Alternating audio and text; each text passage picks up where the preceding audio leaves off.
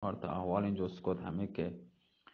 اتاق خلوت بید تا یک جام منوار تا عربده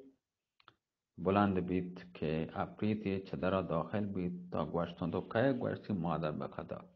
ترا چهد که منی معشوقه در بر بگره زهمی کشد بسرا منی جت و دگه من نزانم چی بید وقتی که سر و چاره دیدتم که زهم زمرد نگاره که عروسی به عزای یعنی به پرسات تبدیل بی ما ملک پیروز زرد و آوردیم چاودا آروچت تا به حال همه حالتا هستین که گندگه دیگه که این پولازدره دیو دیگه این پولازدره دیو حرامزادگی هستین که ما شجاعت های مرد این دنیا تکن و وجه همه وڑا که وجه وشی زهم هما زمانه مثلا حضرت سلیمان هستن از زهمی که پولازدره ماتا هم پدکتا تلس بند کده که هیچ سهری بایی اثر نکن پیش هر کس ببری که سهر بایی تاثیر نکن و آیی هم به زهر حلاحل و زهر گیا آب داده زهر داده به هر کسا زخم بجن تا زنده هستین زخم آییگا چاره و دوا نی پیش چس 3 سال زنده نمانی هم اگر به دستی چون مثل من حکیم حاضی بی و الانا زیدتر زهر پای جگر رسن و آیا کشی و در کنار دشت سپا 2 مملکت هستین یکی نام عرض بیضای دیگری دشت زهرگیای پادشاه عرض بیضا ملک شارخشاه پری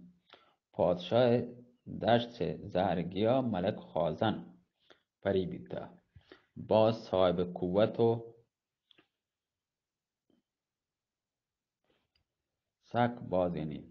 پادشاه زهرگیا که بیده سک باز صاحب قدرت بیده و لشکر و حشم بیده شد دختر شارخشاه جنین ملک خازن بیده و چه آیه چیش یا مردین چوکی بیده به نام ملک شاپور نام آیه جوان شجاعین و چالاکین یکی پولازدره دیو سپه سالار مملکت خازن بیده تا که 3 سال پیش ملک خازن پوت کن میری آکه و پادکن هوای سلطنت به سر پولازدره دیو کپی پولازدره کپی تو وطی ماتا مشورت کنتین تا که مردم عزاداری ملک خازن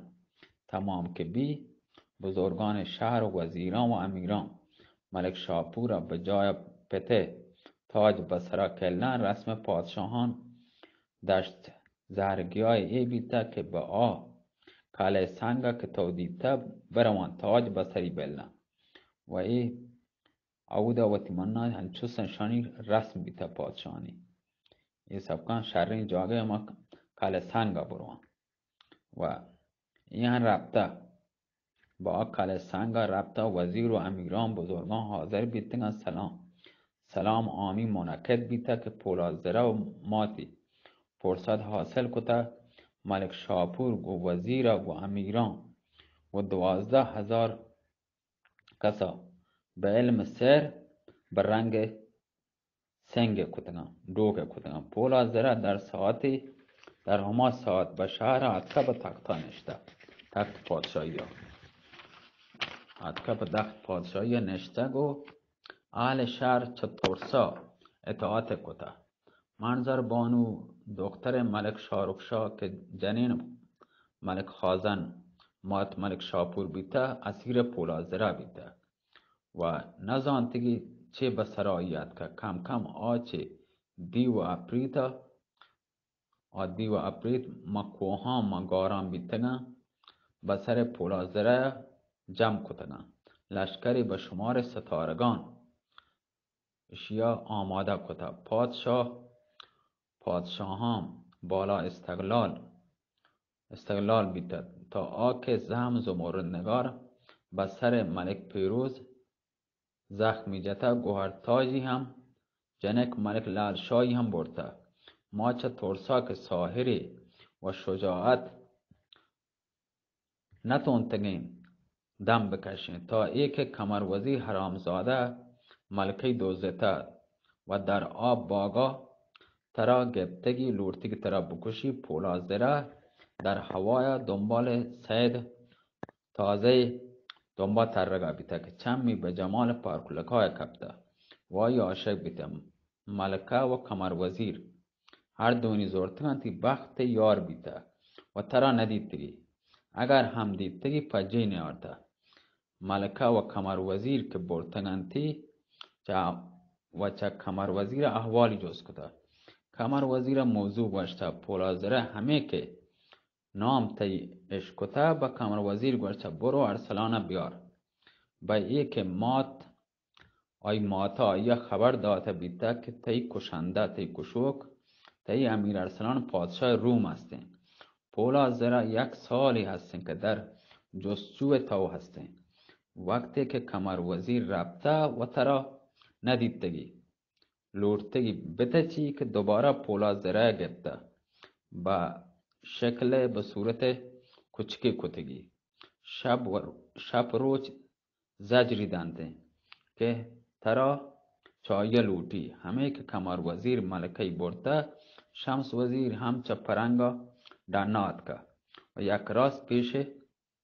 پیش مانت کا وقتی که ملک لال شایش کتا که شمس وزیرت که دیمی داتا آیه بیارم گوشتی که من با آشنایی تو و ملک پیروز جنگ داتا وگرنه منا چه به طایف پریزاد که یک چوک هست تو آن هم گرفتار دیو بید حالا 2 سال هستین چه آیه اثری نی من جنکو ترا داتا شمس وزیر ماجرا کمروزیر و ملکه اشکتا بیتا در استرلاب هم دیدتگی که تو بشار لال کوی گو ملک لال شاه عهدی کتا که تی جنکا نجات دانده با خیال آکه ترا در بگیجی و بکشک پولازره راهنمایی بکن تا آکه شبی که تو در کالاسنگ بیتگه انگار دختر ملک لال شاه و پولازره بد رفتاری کتگی پولازره هم که جنین ملک لال شاه مات گوهرتاج که برتا بیتگه هما جنینی که تو دیتا پولازره رو تخت آورتا بیتا جنین ملک لال شاه و کوچک کمروزیر بیتا زهمی که پولازره به دستا کوچک داتا بیتا و چه جنین نگهبانی کتی هما زهم زمرد نگار هستین که وصفا یه تعریف بکنم و آن نقابدار و سیاپوش که تو دیتا شمس وزیر بیتا که ادکر بیتا جنین ملک لال شاه نجات بدنته که تو از پایی سوار بیتا رفتگه تدکه بعد چایی تیروگاران کار پا کمروزیر تنگ کتا جنین بیچاره گردنی جتا گو شمس وزیر جرأت کتا دیما رفتا از زهمی چه دستا گفتا و آیی هم اسیری کتا که آورتا منتظر تی بیتا که بیای زهما به دست تو بدن کمروزیر بکشه و ترا به جنگ پولازره دیم بدن که تو بی مروت ادکگه قدر بیروز نداتا نگوشتگه تا دوباره فریب کمروزیر وارد حرامزاده دوباره نجات داده و شمس وزیر هم پدا آیا زهم زمرد نگار تپی کتا و تدکه من که با خبر بیتون ادکن شمس وزیر رو آورد کمروزیر هم دوباره به دست پولازره گرفتار بیده و زهم هم به دست آیی کپته امیر ارسلان گوشت پدر حالا پارکولکا کجایی آصف وزیر گوشت پارکولکا در بند پولازره هستی کمروزیر هم گرفتار هستی امیر ارسلان گوشت حالا چه کاران گوسته زخم شمس وزیر و ملک پیروز هیچ درمانی نیستنه اشان به همه زخما یعنی آخرانی مرنته آصف وزیر گوشت هیچ مرهمی زخم اشان درمان نکم مگر یک مرهمی که آهم محال هسته به دست بیه، ناچار به همه زخم هلاک به هم برنده. پرچیا که مرهم ای زخمه به دست هیچ کس نکپی. ارسلان گوشت کجا مرهم هستین که به این شدت نایاب هستین؟ آصف وزیر گوشت